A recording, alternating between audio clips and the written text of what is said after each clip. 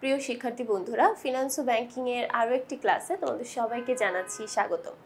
আজকে আমরা আলোচনা করব আমাদের প্রথম অধ্যায়ের পর্ব 4 নিয়ে। এই পর্বে আমাদের আলোচনার টপিক থাকছে আর্থিক ব্যবস্থাপকের কার্যাবলী সম্পর্কিত কিছু বহু নির্বাচনী প্রশ্ন। সো আজকে পর্বে আমাদের প্রথম যে প্রশ্ন থাকছে সেখানে আমরা একটা উদ্দীপক দেখতে পাচ্ছি।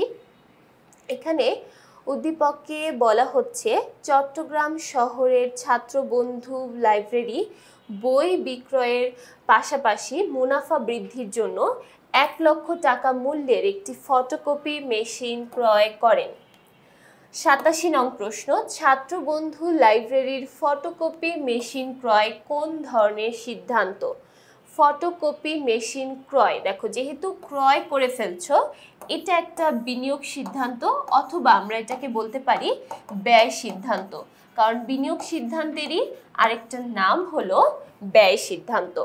তারপর চলে যাচ্ছি পরবর্তী প্রশ্ন 88 নং প্রশ্নে। এখানে বলা হচ্ছে ফটোকপি মেশিন ক্রয়ের ফলে ছাত্রবন্ধু লাইব্রেরির ঝুঁকি হ্রাস পাবে, বিক্রয় বৃদ্ধি পাবে এবং স্থায়ী সম্পদ অর্জিত হবে। যেহেতু ফটোকপি মেশিন ক্রয় করেছে, দেখো একটা লাইব্রেরির মধ্যে যখন ফটোকপি মেশিনও আনা হচ্ছে, লাইব্রেরিতে তো অলরেডি বই আছে, এটা তো এক ধরনের পণ্য। আবার যখন তুমি ফটোকপি মেশিন এনে ফটোকপির বিজনেসটাও স্টার্ট করবে, দেখো ব্যবসার মধ্যে দুই ধরনের বিষয় চলে আসলো, একটা বৈচিত্র্যায়ন শুরু হলো। তাহলে অবশ্যই বৈচিত্র্যায়ন হওয়া মানেই ঝুঁকি হ্রাস পাবে, তারপরে বিক্রয়ও অবশ্যই বৃদ্ধি পাবে। বইও যেমন বিক্রি হবে, অর্থাৎ একটা লাইব্রেরিতে যে স্টেশনারি আইটেমগুলো বিক্রি হয় সেটা তো হবেই, পাশাপাশি ফটোকপি থেকেও কিন্তু এক্সট্রা কিছু ইনকাম করা পসিবল হবে, তাহলে বিক্রয় বৃদ্ধি পাবে। আবার দেখো ফটোকপি মেশিন, এটা যেহেতু একটা স্থায়ী সম্পদ, ব্যবসা প্রতিষ্ঠানে স্থায়ী সম্পদের পরিমাণটাও কিন্তু বেড়ে যাচ্ছে, তাহলে এখানে প্রত্যেকটাই কিন্তু সম্ভব হবে। 89 নং প্রশ্ন, উৎপাদন ক্ষমতা বাড়ানোর জন্য সর্বাগ্রে কোনটি প্রয়োজন? উৎপাদন ক্ষমতা বাড়ানোর জন্য তোমার কোনটির প্রয়োজন হবে?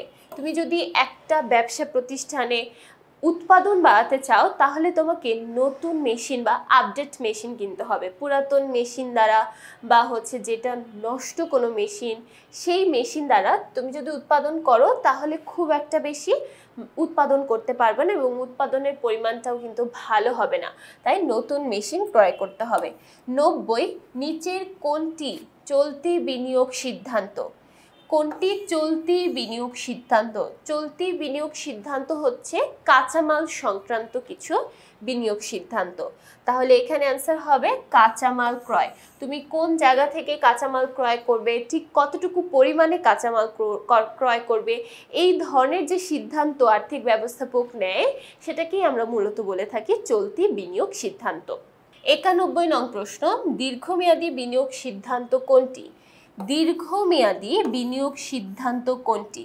দীর্ঘমেয়াদী অর্থাৎ লং টার্মের জন্য বা অনেক বড় একটা অ্যামাউন্টের জন্য যে বিনিয়োগ সিদ্ধান্ত, সেটা হচ্ছে ফটোকপি মেশিন ক্রয়, কারণ এটা এক একটা স্থায়ী সম্পদ এবং স্থায়ী সম্পদ যখন আমরা ক্রয় করি সেটাই কিন্তু এক ধরনের দীর্ঘমেয়াদী সম্পদও বলতে পারি বা দীর্ঘমেয়াদী একটা বিনিয়োগ বলতে পারি।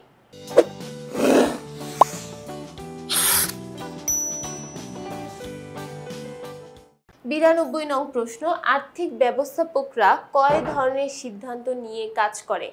একটা আর্থিক ব্যবস্থাপকের মূলত দুই ধরনের বিনিয়োগ সিদ্ধান্ত আছে, একটা হচ্ছে আয় সিদ্ধান্ত এবং আরেকটা হচ্ছে ব্যয় সিদ্ধান্ত।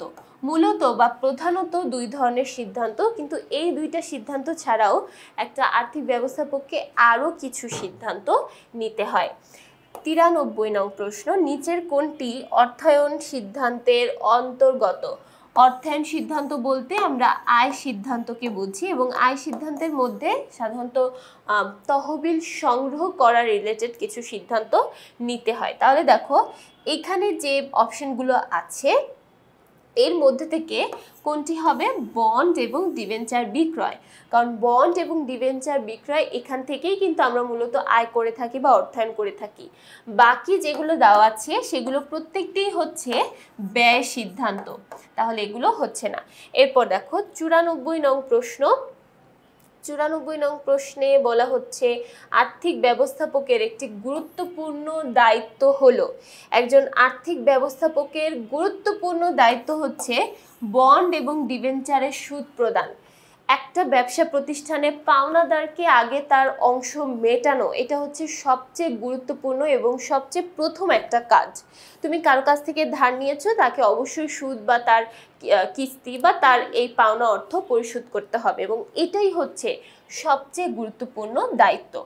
তারপর 95 নং প্রশ্ন, আয় সিদ্ধান্তের অপর নাম কি?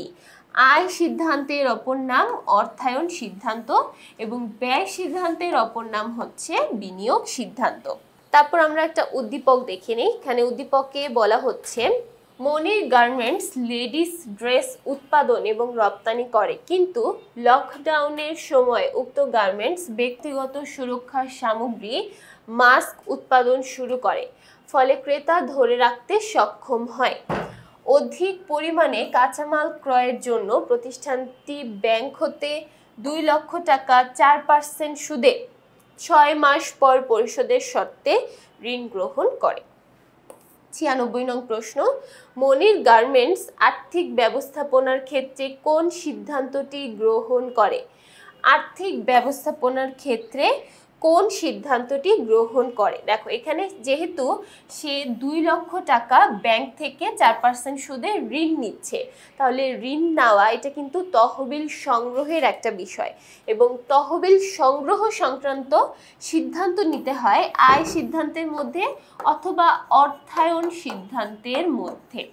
97 নং প্রশ্ন, ক্রেতা ধরে রাখতে মনির গার্মেন্টস কারবারি অর্থায়নের যেসব নীতি অনুসরণ করেছে, ক্রেতা ধরে রাখার জন্য সে কি করলো? সে প্রথমে বিভিন্ন ধরনের পণ্য নিয়ে কাজ করা শুরু করলো। প্রথমে সে শুধু ড্রেস উৎপাদন করত, তারপরে যেহেতু লকডাউন সবাই মাস্ক ব্যবহার করছে তাই মাস্কও উৎপাদন করা শুরু করলো এবং মাস্কটাই দিয়েই কিন্তু সে বিক্রয়ের পরিমাণটা ধরে রাখতে পেরেছে। কারণ লকডাউনের সময় কেউ কিন্তু ড্রেস নিয়ে অত বেশি মাথা ঘামায়নি, বেশি মাথা ঘামিয়েছে মাস্ক ব্যবহার নিয়ে। তাই মাস্ক ব্যবহার করাটা যেহেতু শুরু হয়েছে এবং তারাও যেহেতু মাস্ক উৎপাদন করা শুরু করলো, তাই তাদের বিক্রয়ের পরিমাণটা কিন্তু সেমই থাকছে অথবা মুনাফাটাও কিন্তু সেমই থাকছে। তাহলে কারবারে বৈচিত্র্যায়ন এই নীতিটা সে অবলম্বন করে। তারপর যেটা অবলম্বন করে সেটা হচ্ছে উপযুক্ততার নীতি। তার যেহেতু কাঁচামাল ক্রয় করতে হবে, কাঁচামাল একটা চলতি মূলধনের অন্তর্ভুক্ত বিষয় এবং এই কাঁচামাল ক্রয়ের জন্য সে 6 মাসের জন্য একটা ঋণ নেয়, যেটা স্বল্পমেয়াদী একটা উৎস। তাহলে কিন্তু দেখো এখানে উপযুক্ততার নীতিটা সে ফলো করেছে, আবার বৈচিত্র্যায়নের নীতিটাও সে ফলো করেছে। 2 ধরনের নীতি সে ফলো করেছে। 98, তহবিল সংগ্রহের প্রক্রিয়াকে মূলত কি বলে? তহবিল সংগ্রহের প্রক্রিয়াটাই হচ্ছে মূলত আয় সিদ্ধান্ত অথবা অর্থায়ন সিদ্ধান্ত। এরপর চলে যাচ্ছি 99, বিনিয়োগ সিদ্ধান্তের অপর নাম কি? বিনিয়োগ সিদ্ধান্তের অপর নাম হলো ব্যয় সিদ্ধান্ত। 100, অর্থের আন্তঃপ্রবাহের সাথে জড়িত, অর্থাৎ এই অপশনগুলোর মধ্যে থেকে কোন অপশন থেকে আমরা আন্তঃপ্রবাহ পেতে পারি? আমরা আন্তঃপ্রবাহ পেতে পারি যখন আমরা কোনো পণ্য বা সেবা বিক্রয় করে থাকি, ঠিক তখন। তাহলে পণ্য সেবা বিক্রয়ের জন্য যে অর্থের আগমন ঘটে সেটাই কিন্তু আমরা বলে থাকি নগদ আন্তঃপ্রবাহ। তাহলে এই ছিল আমাদের এই পর্বের, অর্থাৎ আমাদের প্রথম অধ্যায়ের সর্বশেষ পর্বের আলোচনা। আশা করছি প্রথম অধ্যায়ের প্রত্যেকটি প্রশ্নই সবাই খুব ভালোভাবে বুঝতে পেরেছ। পরবর্তী পর্বগুলো দেখার জন্য সবাইকে আমন্ত্রণ জানাচ্ছি। সবাইকে ধন্যবাদ।